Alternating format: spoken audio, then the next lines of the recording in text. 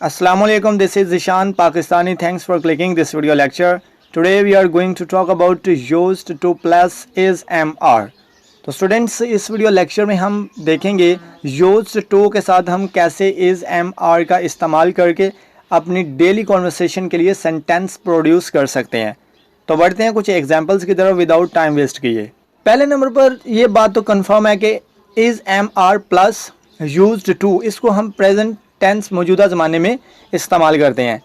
ठीक है, जैसे कि मौजूदा ज़माने प्रेजेंट में किसी चीज़ का आदी होना, यानी यहाँ पे हम डिस्कस करेंगे, सिर्फ इंफॉर्मेशन देंगे, सिर्फ एक इंट्रो देंगे। यहाँ पे किसी एक्शन, किसी काम, किसी एक्टिविटी को हम नहीं बयान करेंगे। ठीक है, यहाँ पे जस्ट हम एक इंट्रोडक्शन के बारे में ही बात करेंगे। अब फॉर एग्जांपल वो इंट्रोडक्शन क्या हो सकता है, जैसे कि मैं लैपटॉप का आदी हूँ, वो मोबाइल का आदी है, हम किताबों के आदी हैं। यानी इस किस्म के सेंटेंसेस यहाँ पे डिस्कस किए जाएंगे। यहाँ पे सिर्फ किसी के बारे में बताया जाएगा कि वो फलां चीज़ का आदी है, मतलब मैं मोबाइल का आदी हूँ। अब यहाँ पे देखिए, मैं मोबाइल का आदी हूँ, तो यहाँ पे कोई आपको काम नज़र आ रहा है इस सेंटेंस में? नहीं, इसमें कोई काम नहीं है, सिर्फ इंफॉर्मेशन है कि मैं मोबाइल का आदी हूँ, मेरा दोस्त लैपटॉप का आदी है, मेरा भाई कंप्यूटर का आदी है, मेरा कज़न जो है वो बाइक का आदी है। तो इस किस्म के सेंटेंसेस यहाँ पे होंगे, ना कि ऐसे सेंटेंसेस के मैं मोबाइल चलाने का आदी हूँ। ठीक है, अब मोबाइल चलाना ये एक एक्शन है, एक काम है, ठीक है, एक एक्टिविटी है, जबकि मैं मोबाइल का आदी हूँ ये एक चीज़ का आदी होना, यानी किसी चीज़ का आदी होना हम यहाँ पे डिस्कस करेंगे। तो यहाँ पे आई होप, उम्मीद है मुझे ये कुलिया भी आपको समझ आ चुका है। सब्जेक्ट लगाएंगे सबसे पहले, और इज़ एम आर इनको हम लगाएंगे सब्जेक्ट के मुताबिक। एक मरतबा ये देख लीजिएगा, इसको हम इस्तेमाल करते हैं ही, शी, इट या किसी सिंगल नेम के साथ। ठीक है, जब ही, शी, इट या किसी सिंगल नेम से हमारा सेंटेंस शुरू हो तो उसके साथ हम इसका यूज़ करते हैं। नंबर 2 पे आ जाए एम। एम का हमेशा आई के साथ इस्तेमाल करते हैं। जब आई हमारा सेंटेंस के शुरू में आए तब हम एम का यूज़ करते हैं।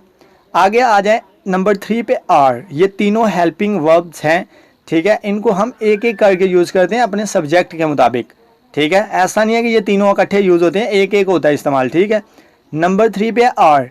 आर को हम हमेशा प्लूरल प्रोनाउंस एंड नाउंस के लिए इस्तेमाल करते हैं, जैसे कि यू, वे, दे, उसके बाद बॉयज़, गर्ल्स, ठीक है, चिल्ड्रन। इस किस्म के जो वर्ड्स हैं, इस किस्म के जो नाउंस और प्रोनाउंस हैं, उनके लिए हम आर का यूज़ करते हैं। ठीक है, उसके बाद हम यूज़ टू, ठीक है, इसको यूज्ड टू भी कह सकते हैं और यूज़ टू भी कह सकते हैं, प्लस ऑब्जेक्ट। तो इसी कुलिये को फॉलो करते हुए हम अपने सेंटेंसेस बनाते हैं।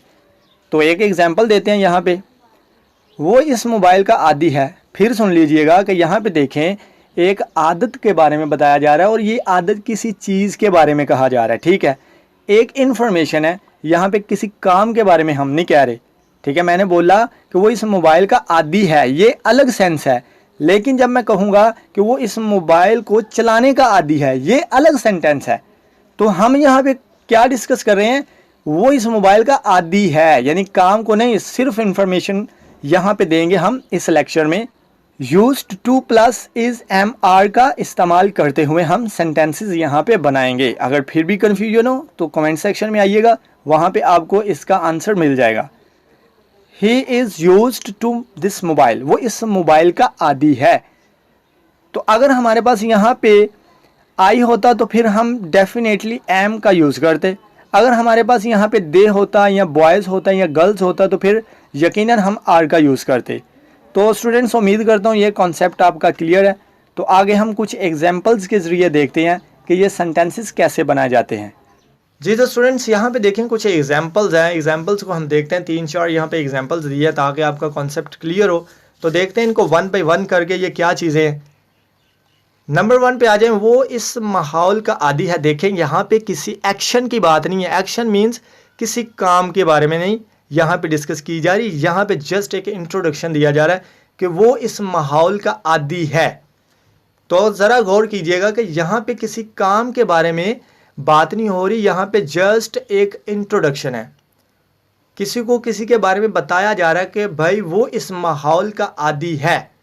तो एक्शन का मतलब होता है, एक्शन होता है खाना, पीना, बनाना, नहाना, खेलना, ये जो वर्ड्स हैं ना ये एक्शन वर्ड्स हैं।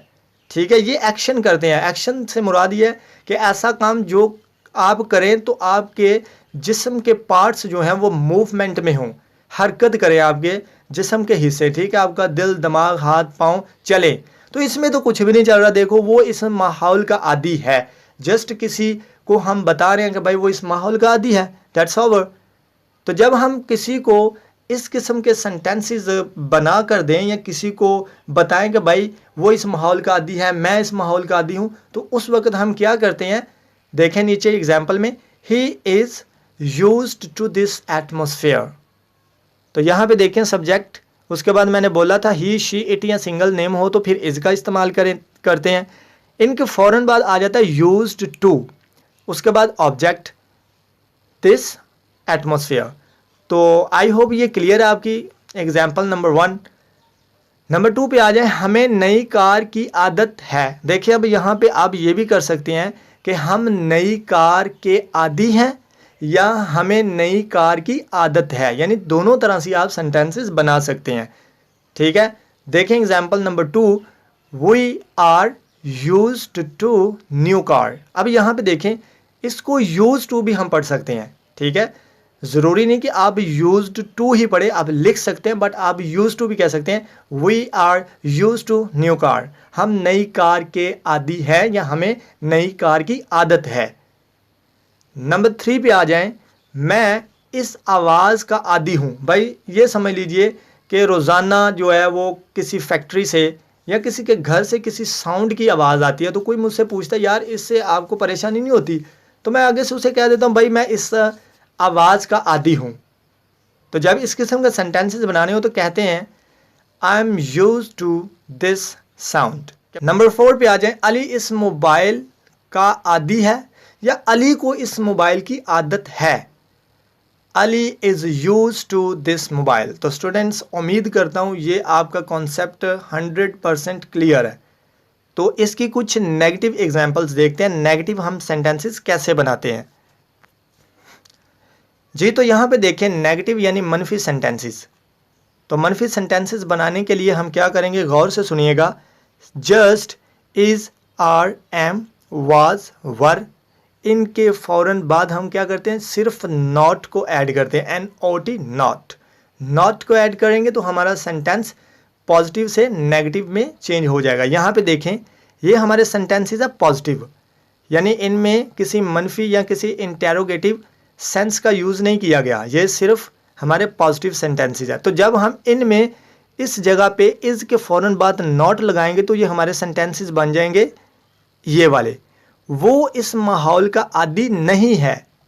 ही इज़ नॉट, ही हो, आर हो, सॉरी इज़ हो, आर हो, एम हो, उनके फ़ौरन बाद जब हम नॉट लगाते हैं तो हमारे सेंटेंसेस बन जाते हैं नेगेटिव।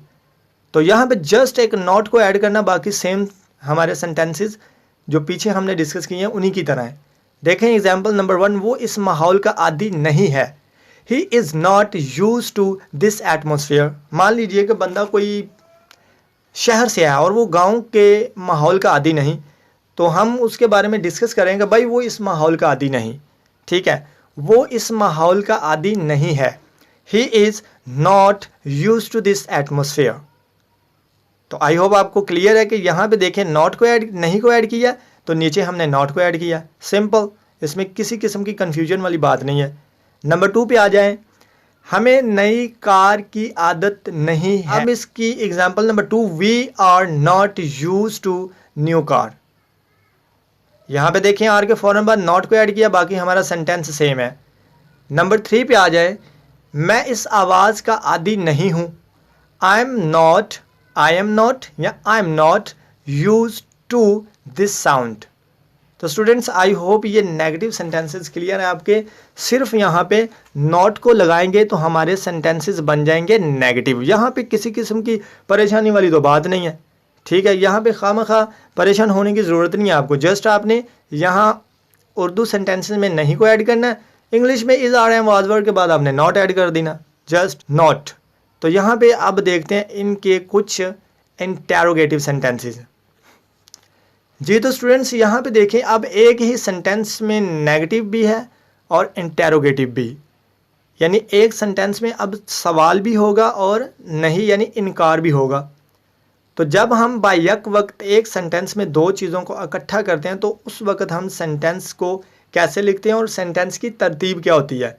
तो देखें जी एग्जांपल नंबर 1, क्या वो इस माहौल का आदी नहीं है। देखें क्या भी है नहीं भी है, इंटेरोगेटिव नेगेटिव।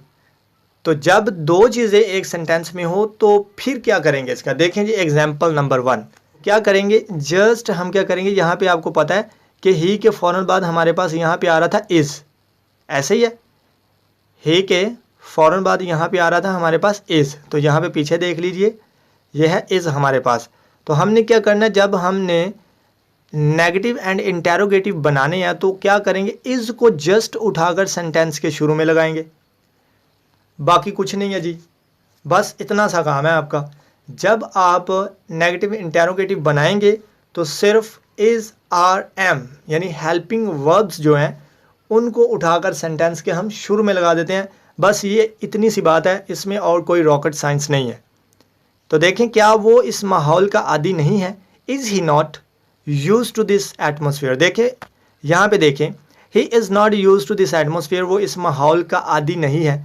लेकिन जब मैंने क्या किया तो क्या में मैंने सिर्फ इज़ को उठाकर जो है सेंटेंस के शुरू में लगाया, बाकी हमारा फिक्रा सेम है। ये देखें इज़ सेंटेंस के शुरू में आ गया तो बाकी फिक्रा हमारा सेम है, इसमें कुछ भी तब्दीली नहीं है किसी किस्म की। तो आप ये समझे कि जब नेगेटिव सेंटेंस से नेगेटिव इंटेरोगेटिव बनाए, हम नेगेटिव से नेगेटिव इंटेरोगेटिव जब बनाएं तो तब क्या करते हैं, जस्ट हेल्पिंग वर्ब को उठाकर किसी किस्म के सेंटेंसेस भी हों, ये नहीं यही और भी सेंटेंसेस हो सकते हैं इनके अलावा, तो हम क्या करते हैं, सिर्फ क्या करते हैं, हेल्पिंग वर्ब को उठाकर सेंटेंस के शुरू में लगा देते हैं।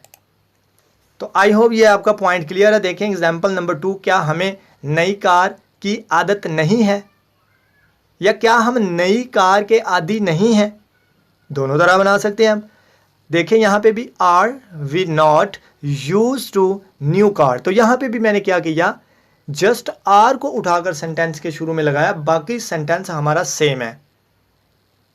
तो यहाँ पे आपको सिर्फ एक वर्ड को उसकी जगह से उठाकर सेंटेंस के शुरू में लगा देना, तो आपका सेंटेंस बन जाएगा नेगेटिव इंटेरोगेटिव। नंबर 3 पे आ जाएं, क्या मैं इस आवाज़ का आदी नहीं हूँ, am I not use to this sound.